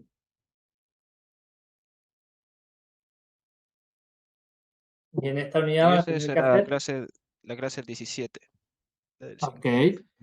Van a tener que calcular muchos restos. Entonces, esto significa que pensando en la congruencia con módulo 28, puedo tomar en vez de estos numeritos que son muy grandes a los representantes de clase que den el mismo resto. Es decir, 3 a la 11 lo voy a tomar como 19 y 5 a la 11 lo voy a tomar como 17. Entonces vuelvo a mi ejercicio anterior, a mi parte del ejercicio y digo, voy a tener que el X va a ser igual a 19 por 17 por 6. Siempre estoy hablando de restos. Entonces yo este numerito sí lo puedo poner en la calculadora.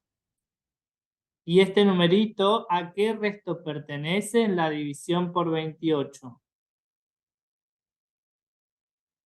El resto del eh, 19 por 17 por 6 en la división por 28. 6, no me equivoco. 6. Entonces, el X es igual a 6 como solución principal.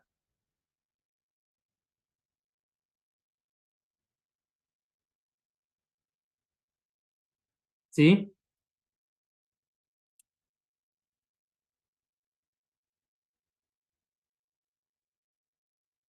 Que en realidad esto es la clase del 6, ¿no? ¿Por qué yo 6? Calcular el resto, hacer 19 por 17 por 6, dividido 28.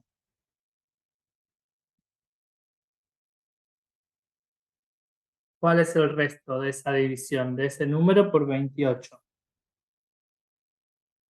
Como siempre estoy trabajando en Z28, lo que me permite el Z28 es jugar con esa variante, de que si tengo un número cualquiera, ese número cualquiera lo puedo representar con uno más chico, siempre y cuando trabaje en la misma clase del resto. Entonces acá lo que digo es a 19 por 17 por 6, me fijo a qué clase de restos pertenece y escribo ese representante el más chico, no voy a escribir todo eso, todo ese numerito.